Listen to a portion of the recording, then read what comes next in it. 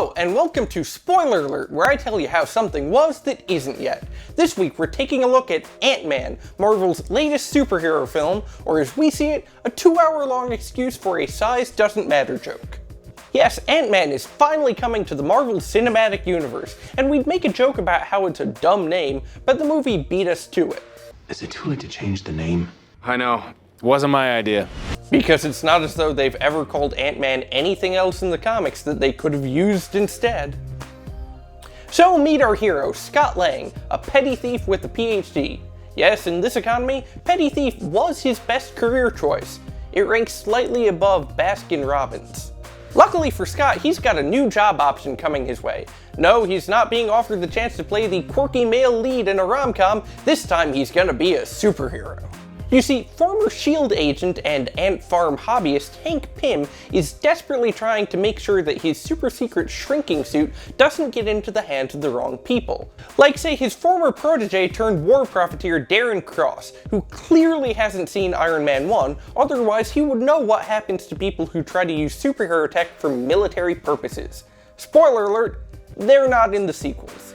Thus, it's up to Scott Lang to steal the suit and learn to use it. And quite frankly, for a suit in the Marvel Cinematic Universe, it's a bit disappointing.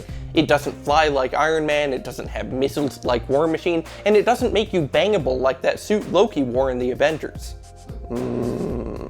Instead, what this suit does is let you shrink, give you super strength while you're small, and let you communicate with ants, a power that is admittedly somewhat limited unless you want to ruin the picnics of those who have wronged you. Helping Scott learn how to harness these, awesome new powers is Hope Van Dyne, Hank Pym's daughter and puncher of faces.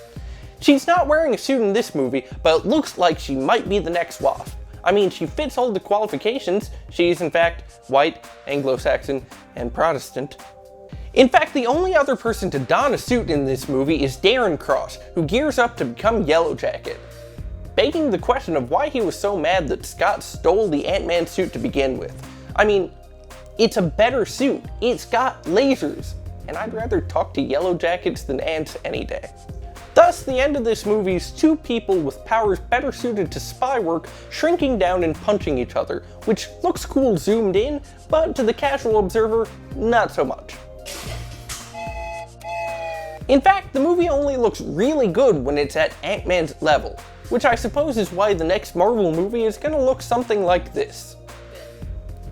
So that's it for this week's Spoiler Alert. Tune in next week as we get to the heart of the next Magic set, Magic Origins. And as always, leave me comments down below telling me what you'd want reviewed in advance next.